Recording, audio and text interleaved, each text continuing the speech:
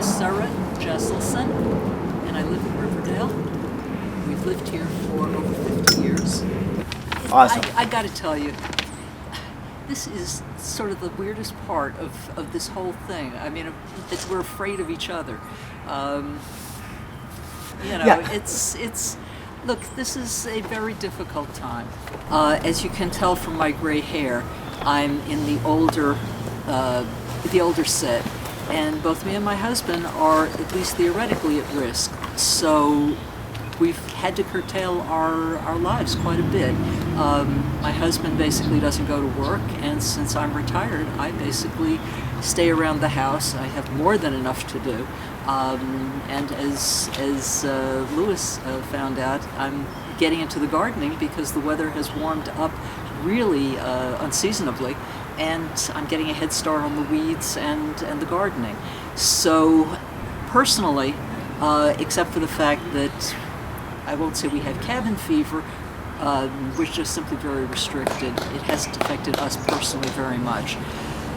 One of our friends died over the weekend of corona and was buried yesterday. So in terms of how it affects us as part of a larger group, it's very sad. Once again, we are older, which means our friends are older, which means that as people get sick, we are looking at very difficult times. I'm over 70, and I reasonably expect my father made it to 97, and my mother is doing well at 94. Really at a bit of a distance. I mean, we've always used email and the computer, so that's an obvious choice. Our children, for their sake and for ours, do not come into our house. They may make deliveries, pick up groceries and things for us, which is obviously very helpful. But we're very specifically not being in direct contact. Yeah. We have children locally. We have a son in Jersey and a daughter here in Riverdale and another daughter in Israel, where, as you know, the country's pretty much shut down. So we're just keeping in touch as we can, and thank God for the telephone, and landlines are always preferable to cell phones. Well, can't go to the library, which used to be a weekly matter, so I'm buying books more online, reading a lot of the used books that I pick up at sales, which is a favorite hobby.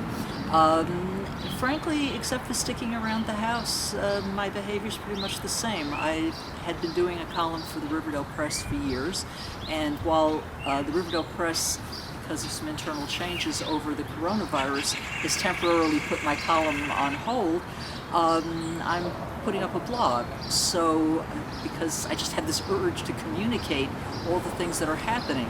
Very hard. I'm not a prognosticator. However, I certainly am not alone in knowing that we have allowed our country to fall apart in many ways. Our infrastructure is crumbling, just a lot of social institutions are falling apart, and we've, as a country, we've gone for very short-term solutions. I think that a lot of stuff is never going to recover. It's very hard for me to say exactly what. A lot of people are going to be hurting because their businesses are crumbling. But I think we're going to have some very serious thoughts as to what kind of a country we want to be and how to make it happen. We need personal responsibility. We need social responsibility. We need a work ethic. And we need institutions that protect people from predators. Many of them are financial. I have no good suggestions. I think our medical professionals are still trying to get a handle on this. The truth is that while this is all personally and culturally very painful, this not going to work, this distancing, is very painful. I think it's necessary, and I think, frankly, this is a wake-up call. We have allowed certain institutions to be defunded, and this is, in terms of devastation, this disease is nothing compared to things that people used to go through, the Black Death, cholera, typhus. But in terms of, I think it's a wake-up call. Wait a minute, I think it's a wake-up call, and I think it's going to be for future study and for epidemiological research. It is going to be a signal moment. This is the most important thing that's happened medically to this world in 100 years. Well, to be honest, I've always liked handwork, and this is a perfect time, if you had the time, to do it. I took up quilting many years ago, and while I probably had the lowest production you've ever seen in your entire life, I enjoy the colors and I enjoy the thinking about how to put things together. So for those of you who may have materials on hand or have been thinking about a quilting project, this is a really, really nice time to expand there, and you can buy fabric and all your tools online, and with YouTube and videos, you could probably learn it without even going to a teacher. So that's something I really enjoy doing. I've played around with jewelry making and sewing a little bit. As I said earlier, I had been doing a column for the Riverdale Press on, it's called about the green scene, and it's about nature, but it's much more than that, because I find it very hard to narrow down to, I'm only going to write about trees, or I'm only going to write about plants. I just find that my interests ricochet all over the place, and my editor seems to be perfectly happy with what I turn out.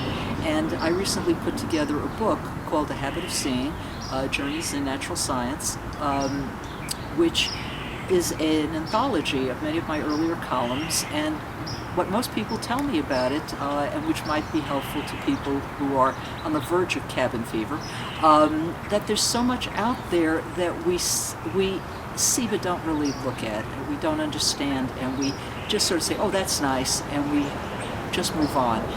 To be honest, as soon as I heard what was going on in China, it was not really a secret to me how this was going to start playing out. You let something contagious go uncontained for a period of time, you have very little control. The first thing I did is go out and shop. So right now we are reasonably stocked. Meanwhile, a lot of stores are doing deliveries, and frankly, I had gone into my husband actually went into a store the other day, and our kids yelled at us. So for the moment, I must say that anything I can't get delivered to the house, where I can pay for it by credit card, they can put it down outside, and I can bring it in, probably we're just going to have to learn how to do without. Just shouldn't be the toilet paper. Okay. I can't think of a single silver lining, except maybe it'll finally force two things. The first is the notion of social responsibility. I think, for example, just simple politeness went the way of the dodo in the last 30 years.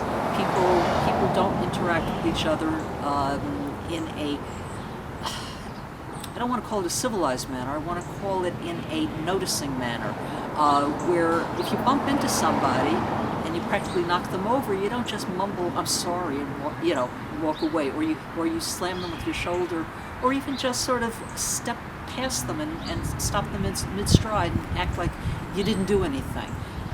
Simple politeness is really, really the glue of civilization and mutuality. I mean, we are a country of immigrants, and we are a relatively new country, but we all have commonalities. We all live here, we're all citizens, we all have common interests, needs, and requirements. And I believe it's been lost to a very large degree. I mean, I don't even want to reference Congress in this. But even to each other, you just don't do some of the things that people are so casual about. First of all, I do not like the cold. So for many years, I semi-fantasized what it would be like to live in a more steady state climate, perhaps like California or I guess someplace in the tropics where things are more steady state and warm. However, you can't do this kind of gardening unless or let me put it this way, gardening is an observation of the cycle of the year and therefore the cycle of life. And despite the fact that I still hate the cold, I find that there's this constant feeling of progression, of moving steadily from one point of the year to the next, watching stuff just begin to bud, watching it come to flower, watching it go to seed, which is how you're going to have your crop next year.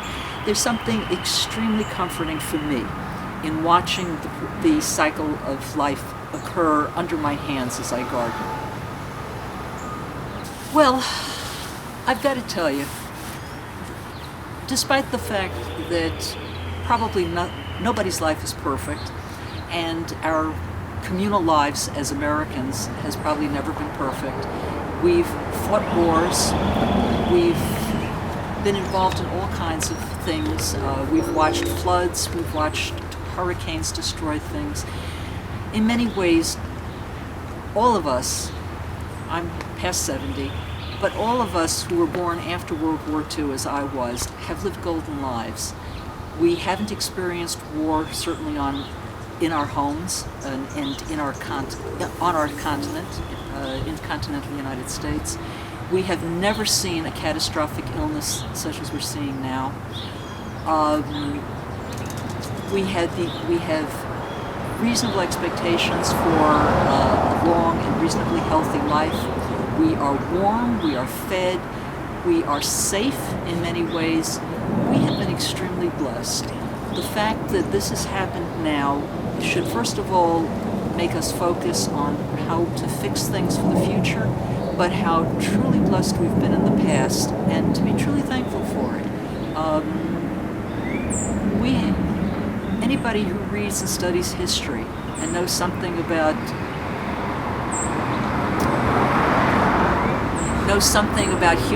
human history knows that it's soaked in blood and tears, and we have been very blessed that to a large extent we've been spared that.